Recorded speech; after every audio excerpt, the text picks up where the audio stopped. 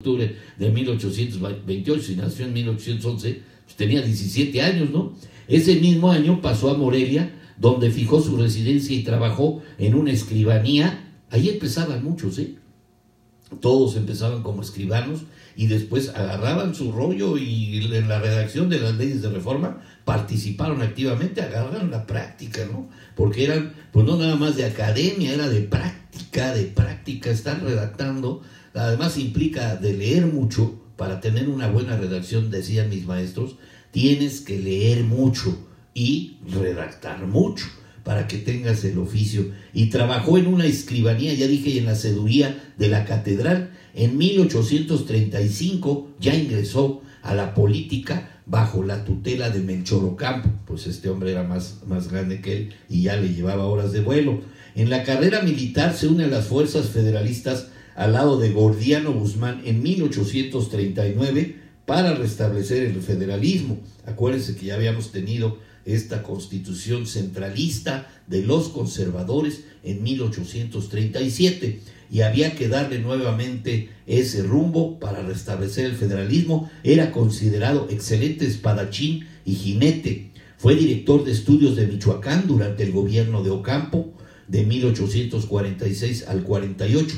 Y en 1854 se sumó a la revolución de Ayutla, de Comonfort, de Juan Álvarez, que pues ya hacen la salida de López de Santana. En 1855, al frente de un cuerpo de ejército, derrotó a los santanistas en Puruándiro el 20 de abril, en La Piedad en mayo, en Zapotlán el 20 de julio y en Guadalajara el 22 de agosto. Fíjense cómo, no obstante que perdía sus batallas, seguía ganando. Esto es algo paradójico, ¿no?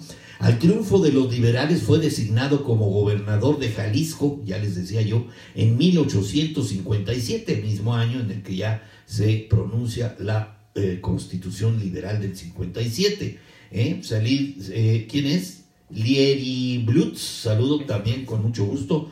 El 27 de marzo de 1858, después de la derrota que sufrió en Salamanca, el presidente Juárez lo nombró secretario de Guerra y general en jefe del Ejército Federal. Fue derrotado de nuevo por Miguel Miramón en Atenquique. En octubre logró recuperar Guadalajara, pero el 26 de diciembre perdió la batalla de San Joaquín cerca de Colima y se retiró a Morelia. En marzo de 1859 marchó sobre México para interponerse a los planes de Miramón, quien pretendía asediar la plaza. ¿Se acuerdan que Miramón, Mejía y Maximiliano a los tres se los chutaron, ¿no? Juárez dijo, aquí acabamos con el conservadurismo de una vez por todas. Pues es polarizante ese tema, ustedes lo saben, es difícil la interpretación, cada quien le da la que quiera.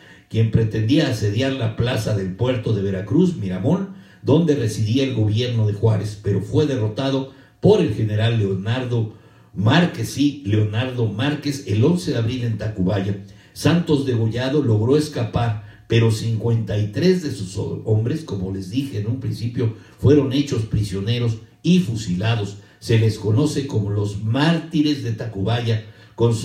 Alguien me dice si todavía está ese monumento, si ustedes saben, y si no lo investigamos y luego les decimos si todavía está. Con sorprendente. A ver, Davidcito, ¿tienes chance de consultar algo en tu teléfono?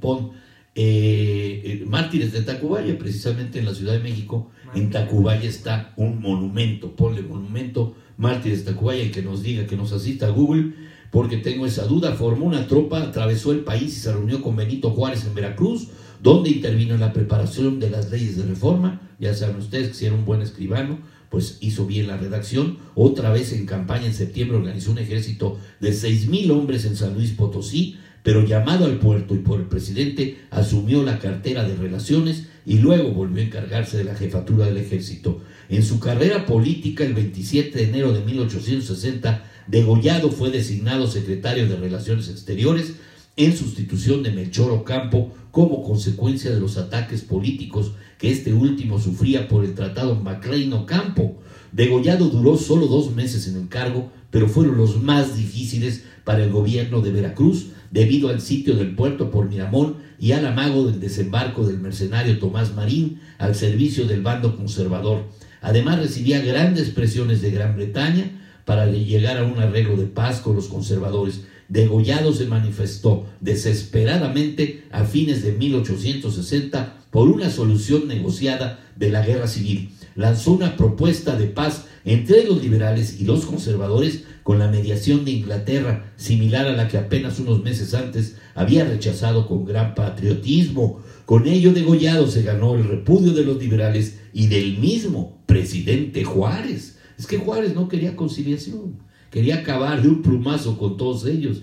Y Santos Degollado, pues, era un negociador. Desde entonces comenzó el declive de su carrera política y se sumió en una depresión de la que ya no saldría. En 1861, al enterarse del asesinato de Melchor Ocampo por unos conservadores, salió a vengar la memoria de su amigo. Fue emboscado en los llanos de Salazar, Monte de las Cruces, el 15 de junio de 1861. Una bala le dio en la cabeza y sus enemigos lo remataron en el suelo a punta de sables, y finalmente una lanza de equitación le atravesaría el pecho.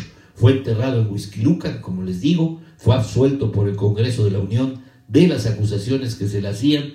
¿Y qué creen? ¿Cómo le decían a este hombre? Si se las pregunto en el maratón les voy a ganar porque yo ya lo leí. Lean ustedes. Le dijeron el benemérito de la patria. Fíjense qué distinción. Después de haber sido un perdedor, se le vanagloria como benemérito de la patria. Sus restos se trasladaron a la rotonda de las personas ilustres, dicen, el 26 de noviembre de 1936, ya en el siglo XX.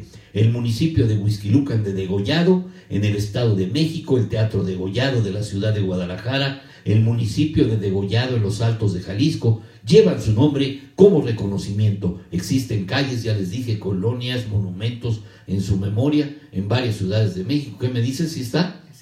Perfectamente. El Universal dice, recupera su brillo original la Alameda de Tacubaya. Ahí está el monumento.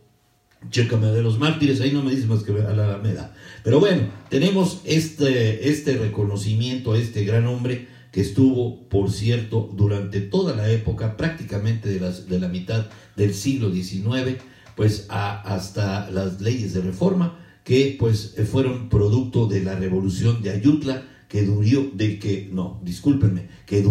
de 1854 a 1857. Esa guerra, pues por supuesto que él tuvo una participación muy activa, pero no, desgraciadamente, no con muchos éxitos. Tengo aquí una lectura obligada para terminar. ¿Cuánto tiempo llevamos, mi querido? 19 minutos. 19 minutos. Me tomo 5 minutitos más para hacerles una lectura que tengo de un escritito de Alberto Calderón en Crónica del Poder, apenas hace 3 años.com.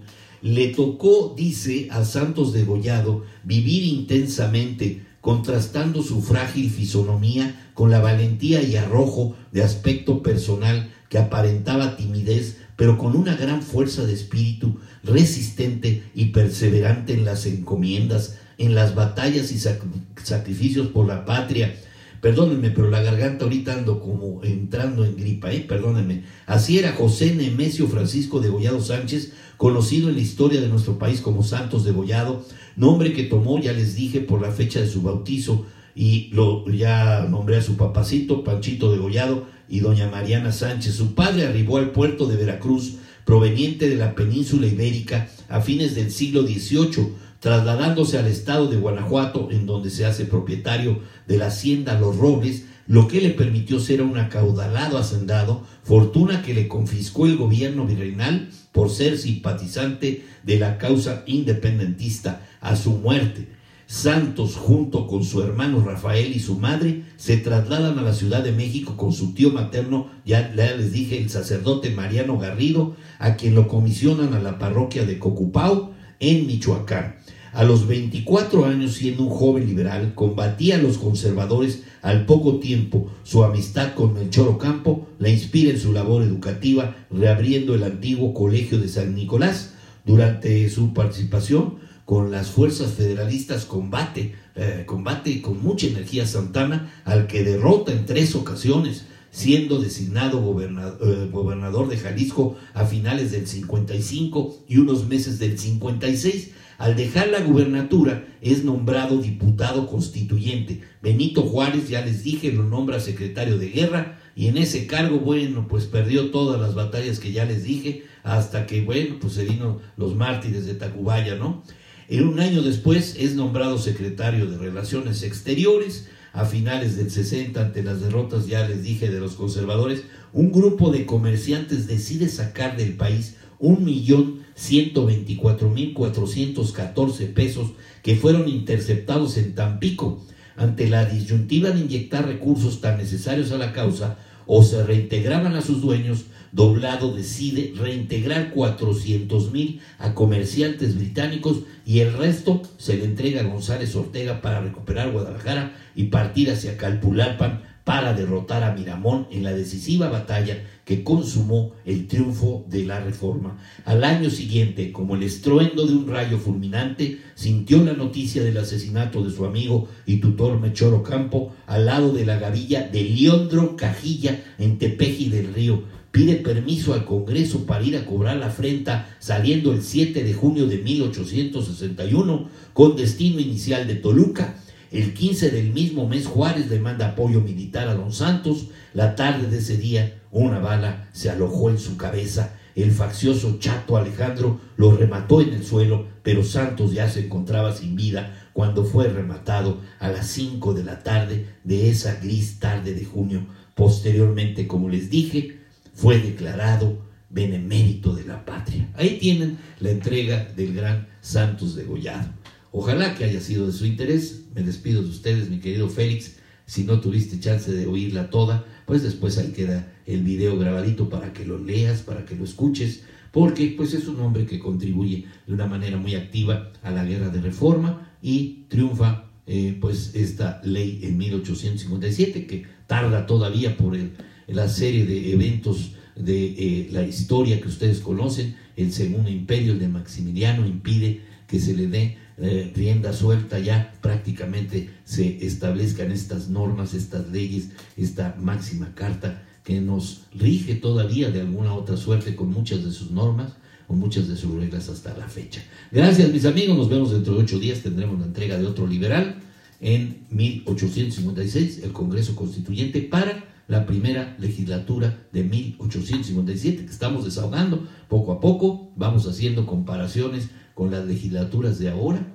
contra las del siglo XIX, en donde estos hombres que eran tan talentosos casi no cobraban nada. Imagínense, hacían todo por la patria y no cobraban nada. Y ahora nuestros diputados hacen muy poco por la patria y no se quieren ni bajar el sueldo. Ahí lo tienen, mis amigos.